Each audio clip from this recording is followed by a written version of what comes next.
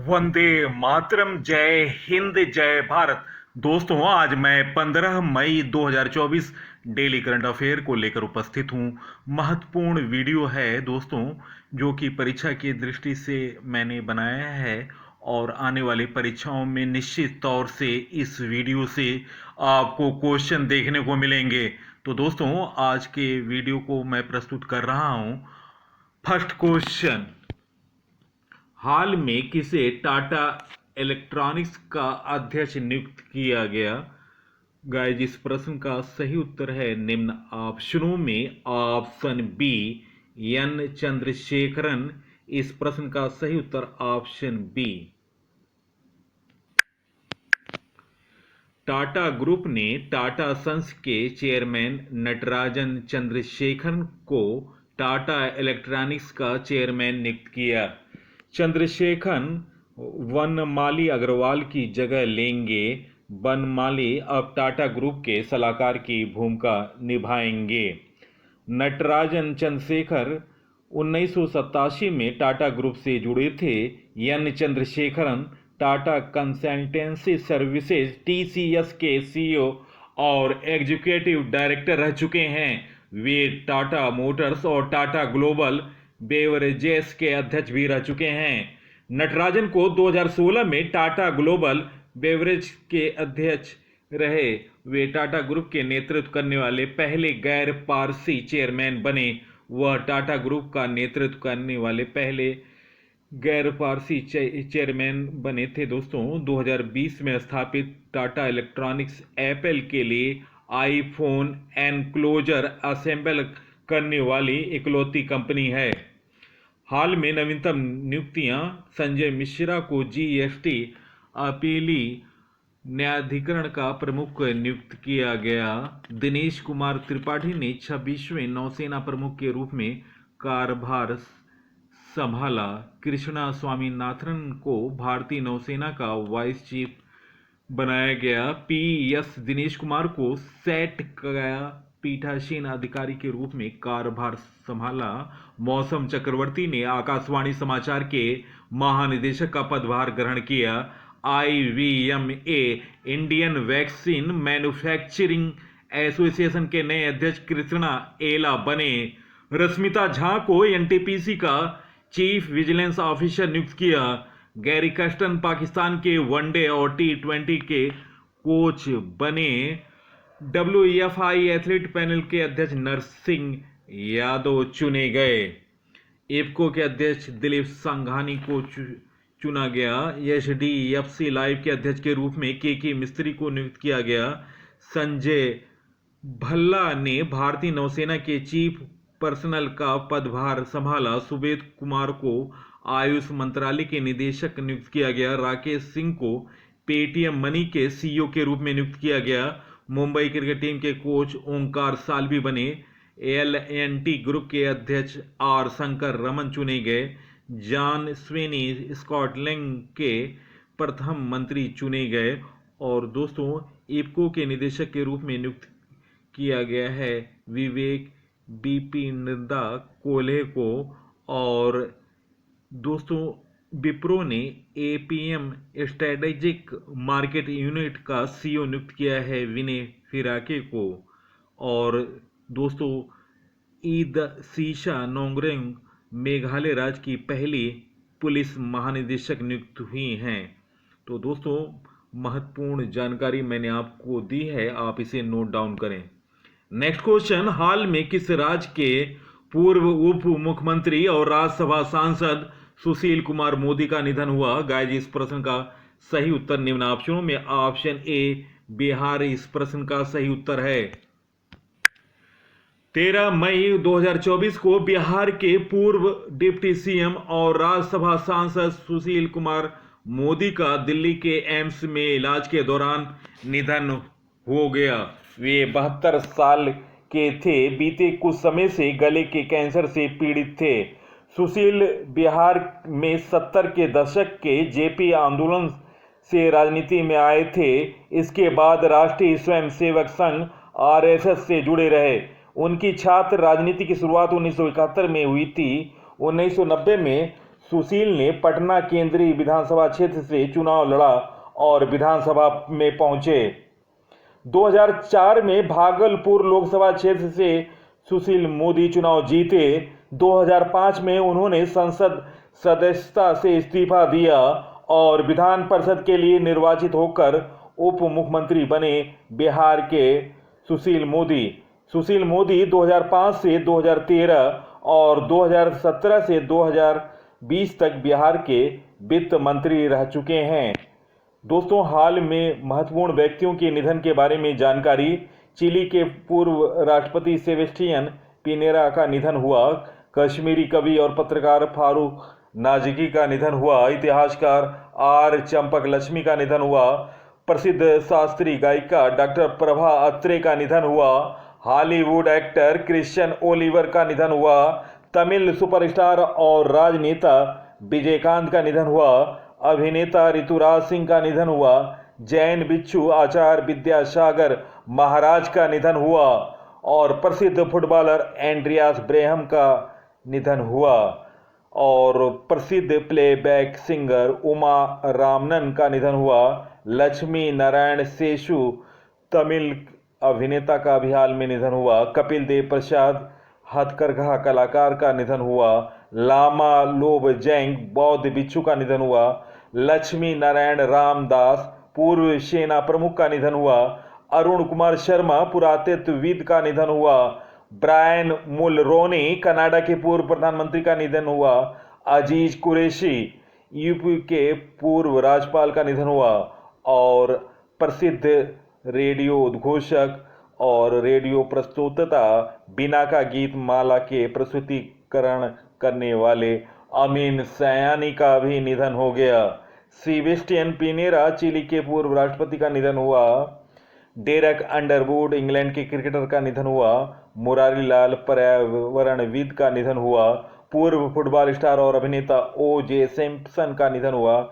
British भौतिक विज्ञानी Peter हिंग्स का निधन हुआ। तो दोस्तों, हाल में ये महत्वपूर्ण व्यक्तियों का निधन हुआ, आप इसे नोट डाउन कर लें। बिहार के बारे में जानकारी। दोस्तों, बिहार का गठन 22 मार्च 1912 में हुआ। राजधानी पटना है। मुख्यमंत्री हैं नीतीश कुमार। गवर्नर हैं राजेंद्र विश्वनाथ अर्लेकर। विधानसभा सीट 243, विधान परिषद की seat 75, Rajya Sabha seat 16, Lok Sabha seat 40। Bihar का नवीनतम करंट अफेयर। बिहार केंद्रीय विश्वविद्यालय को यूजीसी श्रेणी 1 का दर्जा मिला। नंदकिशोर यादव बिहार विधानसभा के अध्यक्ष चुने गए। जमुई में नागी पक्षी महोत्सव आयोजित किया गया। नरेंद्र नारायण यादव बिहार विधानसभा के डिप्टी स्पीकर चुने गए। देश का पहला तांबे से बना बापू टावर पटना में बनाया गया। बिहार के मुख्यमंत्री नीतीश ने किसानों के लिए नीतीश डिवाइस लॉन्च किया। बिहार में मिशन दक्ष शुरू किया गया। जातिगत जनगणना करने वाला पहला राज्य बिहार बना। नेक्स्ट क्वेश्चन, किसने लार्सन एंड टैब्रो L&T का नया अध्यक्ष नियुक्त किया गया? गाइस, इस प्रश्न का सही उत्तर निम्न ऑप्शनों में A.R. शंकर रमन। इस प्रश्न का सही उत्तर ऑप्शन ए।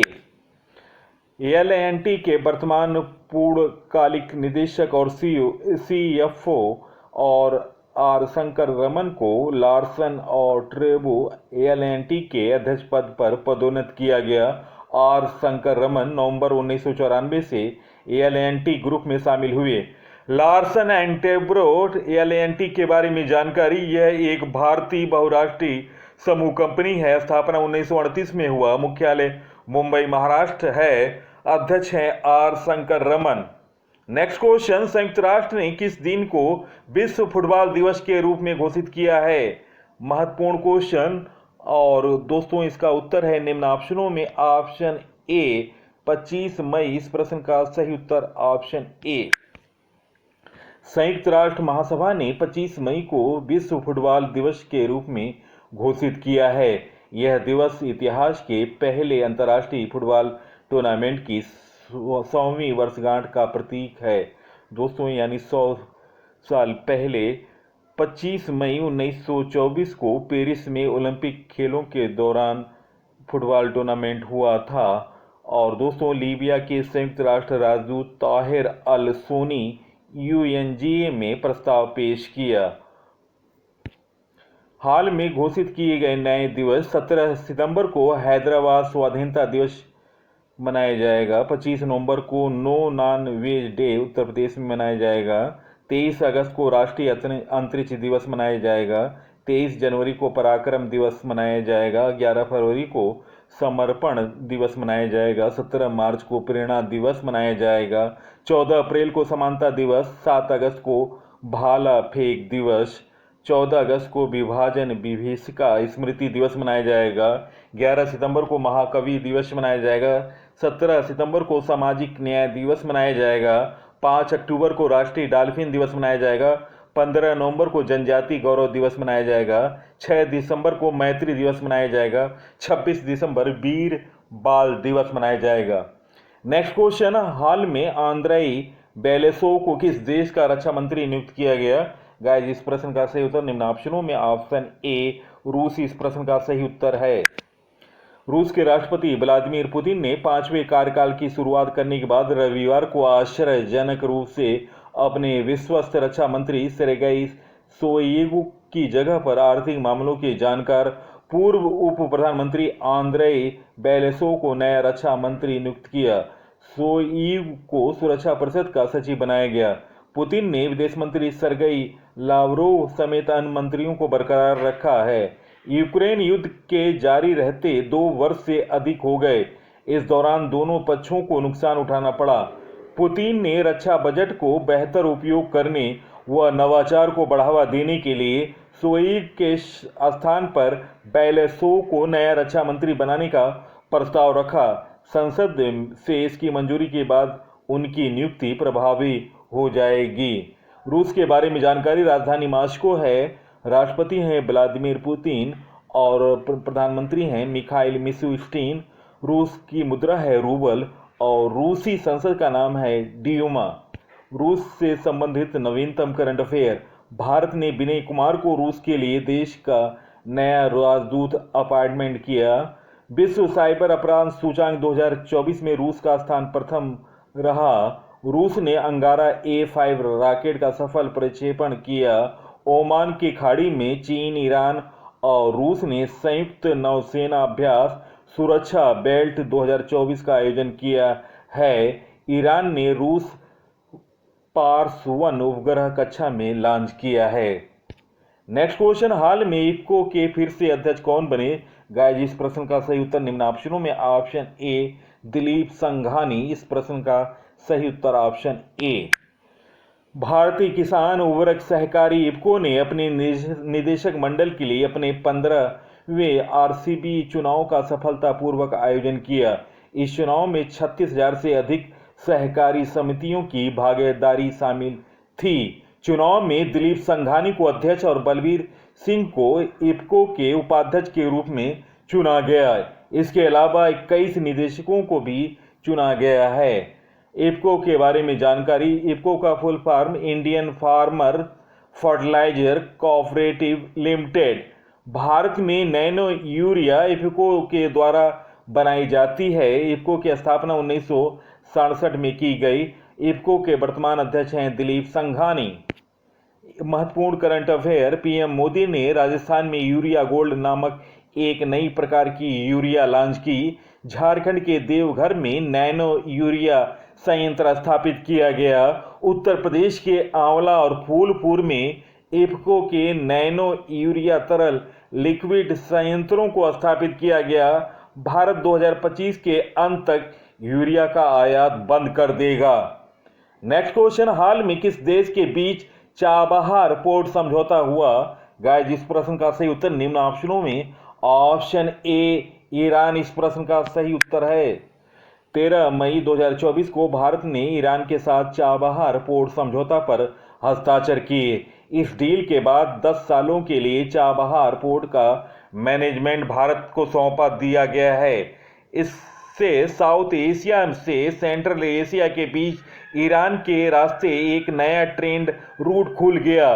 पहली बार भारत ने विदेश में किसी बंदरगाह का मैनेजमेंट टेक ओवर किया है। चाबहार पोर्ट के जरिए भारतीय सामान को अफगानिस्तान और मध्य एशिया के बाजारों तक पहुंचने के लिए नया रास्ता मिल गया है।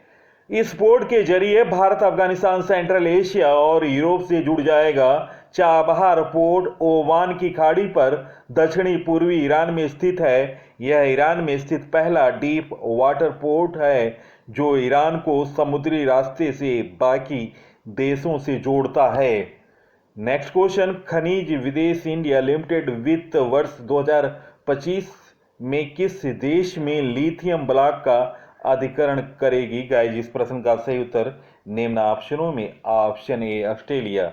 दोस्तों, ब्लॉक का अधिग्रहण कर लिया है खनिज विदेश इंडिया लिमिटेड और इसी ब्लॉक में वे लिथियम की खोज करेगा। लिथियम के बारे में जानकारी दोस्तों, यह एक अलोह धातु है। इसका उपयोग मोबाइल, लैपटॉप, इलेक्ट्रॉनिक वाहन और अन्य चार्जेबल बैटरी बनाने में किया जाता है। लिथियम दुनिया की सबसे हल्की और मुलायम धातु है। दुनिया के 47% का उत्पादन ऑस्ट्रेलिया में होता है। लिथियम का परमाणु क्रमांक 3 होता है। लिथियम का परमाणु भार है 6.941। दुनिया के लिथियम के सबसे बड़े भंडार के बारे में जानकारी 2021 तक दोस्तों चिली में 92 लाख मैट्रिक टन का भंडार है। ऑस्ट्रेलिया में 57 लाख मौद्रिक टन का भंडार है। अर्जेंटीना में 22 लाख मौद्रिक टन का भंडार है। चीन में 15 लाख मौद्रिक टन का भंडार है। अमेरिका में 7.50 लाख मौद्रिक टन है। जिम्बाब्वे में 2.20 लाख मौद्रिक टन का भंडार है। ब्राजील में 95,000 मौद्रिक टन का भंडार है और पुर्तगाल में 60,000 मौद्रिक टन का भंडार है लिथियम का। दोस्तों, हाल में अमेरिका के कैलिफोर्निया के साल्टन सागर के नीचे एक विशाल लिथियम भंडार को खोजा गया जिसकी अनुमानित 18 मिलियन टन लिथियम भंडार होने की संभावना व्यक्त की जा रही है। वर्ष 2023 में जम्मू कश्मीर के रियासी जिले के सलाल हैमाना क्षेत्र में अनुमानित 5.9 मिलियन 6 टन विशाल भंडार का पता चला है। दोस्तों, वर्ष 2023 में झारखंड के कोडरमा तथा गिरिडीह क्षेत्रों में लिथियम के अतिरिक्त भंडार की खोज की गई है। दोस्तों, ऑस्ट्रेलिया के बारे में जानकारी, राजधानी कैनबरा है, मुद्रा है ऑस्ट्रेलियन डॉलर, प्रधानमंत्री हैं एंथनी एल्बनीज और दोस्तों मालाबार अभ्यास 2023 आयोजित किया गया। मिचेल स्टार्क आईपीएल के इतिहास के सबसे महंगे खिलाड़ी बने। आईसीसी वर्ल्ड कप 2023 का विजेता ऑस्ट्रेलिया है। नेक्स्ट क्वेश्चन, महत्वपूर्ण क्वेश्चन, भारत के 50वें ग्रैंड मास्टर कौन बने? गाइस, इस प्रश्न का सही उत्तर निम्न ऑप्शनों में ऑप्शन ए श्याम निखिल इस प्रश्न का सही उत्तर है। पी श्याम निखिल हाल में दुबई पुलिस मास्टर शतरंज टूर्नामेंट में अपना तीसरा और अंतिम ग्रैंड मास्टर जीएम नाम प्राप्त करने वाले भारत के 50वें ग्रैंड मास्टर बन गए। 8 वर्ष की आयु में शतरंज खेलना शुरू करने वाले श्याम निखिल को लंबे समय से प्रतीक्षित जीएम नाम पूरा करने के लिए सिर्फ 1 जीत और 8 ड्रा की आवश्यकता थी, जो कि उन्होंने दुबई में खेले गए टूर्नामेंट में प्राप्त कर लिया। इस 31 वर्षीय खिलाड़ी पी श्याम निखिल ने 2012 में 2 ग्रैंड मास्टर नाम के साथ आवश्यक 2500 ELO रेटिंग प्राप्त कर लिए थे, जो जीएम बनने के लिए न्यूनतम आवश्यक है। तमिलनाडु के नगर कोली के इस खिलाड़ी ने कहा, मैंने 8 वर्ष की आयु में खेलना शुरू किया था। मेरे माता पिता ने मुझे इस खेल को सिखाया, लेकिन मैं 3 वर्ष तक कोई टूर्नामेंट नहीं खेल सका था। अंडर 13 राज्य चैंपियनशिप जीतने के बाद मेरे लिए अवसर खुल गए, क्योंकि मैं एशियाई और आयु वर्ग के विश्व चैंपियनशिप में खेल सकता था। दोस्तों, ग्रैंड मास्टरों के बारे में जानकारी, भारत के 84वें ग्रैंड मास्टर और तीसरी भारतीय महिला बनी वैशाली रमेश बाबू चेन्नई की 83वीं ग्रैंड मास्टर बनी आदित्य सामंत महाराष्ट्र के। 82वें ग्रैंड मास्टर बने बोपल्ला प्रणीत तेलंगाना के। 81वें ग्रैंड मास्टर बने सयांतन दास कोलकाता के। 80वें ग्रैंड मास्टर बने विघ्नेश NR चेन्नई के। 79वें ग्रैंड मास्टर बने प्रणेश M तमिलनाडु के। 78वें ग्रैंड मास्टर बने कौस्तव चटर्जी कोलकाता के। और दोस्तों अभी अभी 50वीं ग्रैंड मास्टर बने P श्याम निखिल। दोस्तों फीडे अंतर्राष्ट्रीय शतरंज फेडरेशन के बारे में जानकारी। स्थापना 20 जुलाई 1924 को हुई। सदस्य 201 हैं। अध्यक्ष हैं आर्कडी डवारकोविच। उपाध्यक्ष हैं विश्वनाथ आनंद। मुख्यालय है लुसाने स्विट्जरलैंड। वर्तमान विश्व शतरंज चैंपियन हैं डिंग लीरेन चीन के। नेक्स्ट क्वेश्चन, महत्वपूर्ण क्वेश्चन। 30वीं सुल्तान अजलान शाह ट्रॉफी किस देश ने जीती? गाइस इस प्रश्न का सही उत्तर निम्न ऑप्शनों में। ऑप्शन बी जापान इस प्रश्न का सही उत्तर है। जापान ने पहली बार फाइनल में पेनाल्टी शूट आउट में पाकिस्तान को 4-1 से हराकर अपनी सुल्तान अजलान शाह ट्रॉफी जीती। तीसरे स्थान पर दोस्तों मलेशिया, उसके बाद न्यूजीलैंड, दक्षिण कोरिया और अंतिम स्थान पर कनाडा रहा है। फाइनल मलेशिया के इपो शहर में स्थित अजलान शाह स्टेडियम में खेला गया था। दोस्तों भारत ने इस बार भाग नहीं लिया था और भारतीय पुरुष टीम का फोकस पेरिस ओलंपिक है और महत्वपूर्ण तैयारियां चल रही हैं। इसी के मद्देनज़र उसने अजलान शाह ट्रॉफी में भाग नहीं लिया। भारत ने ओवरऑल 5 बार ये ट्रॉफी जीता है। 1985, 1991, 1995, 2009, 2010 वर्ष रहा और ये 5 बार की ट्रॉफी रही। 1985, 1991, 1995, 2009 और 2010। दोस्तों सुल्तान अजलान शाह ट्रॉफी के बारे में जानकारी। सुल्तान अजलान शाह ट्रॉफी का आयोजन मलेशिया में किया गया था। इसकी शुरुआत 1983 में एक द्विवार्षिक प्रतियोगिता के रूप में हुई थी। इस प्रतियोगिता में ऑस्ट्रेलिया सबसे सफल टीम रही जिसने 10 बार यह टूर्नामेंट जीता है। भारत 5 खिताबों के साथ दूसरी सफल टीम है और इसके बाद पाकिस्तान का नंबर आता है जिसने 3 बार सुल्तान अजलान शाह ट्रॉफी जीता है। तो दोस्तों मैं 2024 के स्पोर्ट्स करंट अफेयर के खास महत्वपूर्ण भाग को मैं आपको जानकारी दे रहा हूं, किसने कौन सा खिताब जीता और कहां टूर्नामेंट हो रहे हैं। तो दोस्तों मैं आपको बता रहा हूं, आप इसे नोट करते जाएं। 36वां ला लीगा खिताब रियल मैड्रिड ने जीता।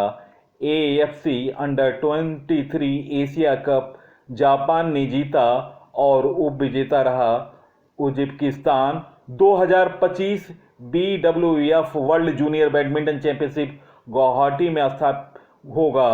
थॉमस कप और जो कि पुरुषों का खिताब है इस बार का चाइना ने जीता और महिलाओं का उबेर कप का खिताब चाइना ने जीता। दोनों खिताबों में इंडोनेशिया उपविजेता रही थॉमस कप और उबेर कप में। ICC T20 वर्ल्ड कप 2024 का होस्ट करेगा Bangladesh. ICC T20 mains world cup 2024 host करेगा जून में USA एंड वेस्ट इंडीज। राष्ट्रीय महिला कैरम का खिताब जीता है रश्मि कुमारी और दोस्तों यह 12वीं बार रश्मि कुमारी हैं जो कि राष्ट्रीय महिला कैरम खिताब जीती हैं। पुरुष महिला राष्ट्रीय खो खो चैंपियनशिप महाराष्ट्र ने जीता। पेरिस ओलंपिक 2024 के उद्घाटन समारोह के ध्वजवाहक शरद कमल होंगे। टेबल टेनिस खिलाड़ी हैं दोस्तों। नॉर्थ ईस्ट गेम्स 2024 का तीसरा एडिशन नागालैंड में होगा। वुमेन्स प्रीमियर लीग 2024 का विजेता रही है RCB, जिसकी कप्तान थी स्मृति मंधाना। उन्होंने दिल्ली कैपिटल को हराया था। रणजी ट्रॉफी 2024 की विजेता रही मुंबई, उप विजेता रही विदर्भ। संतोष ट्रॉफी 2023-24 का विजेता रहा सर्विसेज और उपविजेता थी गोवा। प्रो कबड्डी लीग की 10वें सीजन की विजेता थी पुंडेरी पल्टन। सुल्तान अजलन शाह ट्रॉफी की विजेता रही जापान। और दोस्तों 30वां एडिशन था, उपविजेता थी पाकिस्तान। होस्ट मलेशिया के इपो शहर में स्थित अजलान शाह स्टेडियम में हुआ। बैडमिंटन एशिया टीम चैंपियनशिप 2024 का विजेता इंडिया रहा और उपविजेता रही Thailand. ICC under 19 world cup का विजेता रहा ऑस्ट्रेलिया, उपविजेता रही India. SAFF women's under 19 championship का विजेता रहा, संयुक्त विजेता रहा इंडिया और बांग्लादेश। पहले बीच गेम्स 2024 दीव घोघला में हुए और विजेता रही मध्य प्रदेश। नेशनल गेम 2024 का 38वां एडिशन उत्तराखंड में हुआ। और दोस्तों first youth games 2024 first youth games 2024 UAE में हुआ और दोस्तों टॉप पर रहा यूए। तो दोस्तों मैंने महत्वपूर्ण जानकारी दी है, आप इसे नोट कर लें। हॉकी से संबंधित ट्रॉफियां Aga Khan cup, Beighton cup, Dhyanchand trophy, lady Ratan trophy, Nehru trophy, Rangaswami trophy, Scindia trophy, master trophy, master champion trophy, Bombay gold cup. दोस्तों प्रश्नों का चयन, पीसी सर की मेहनत, महत्वपूर्ण जानकारी, रिकॉर्डों से अपडेट आपको कैसी लगी अपने विचारों को कमेंट सेक्शन में लिखें और वीडियो को सोशल साइटों और स्टडी ग्रुपों पर शेयर करें। सबसे पहले सबसे तेज जानकारी, सामान्य ज्ञान, नवीनतम जानकारी, टॉपिक वाइज वीडियो आप चैनल पर देखें और नवीनतम सामान्य ज्ञान से संबंधित वीडियो मैं लगातार डाल रहा हूं, आप इसे अवश्य देखें। इसी के साथ मैं इस अंक से विदा ले रहा हूं, अगले अंक में आपसे मुलाकात होगी। तब तक के लिए नमस्कार, वंदे मातरम, जय हिंद, जय भारत।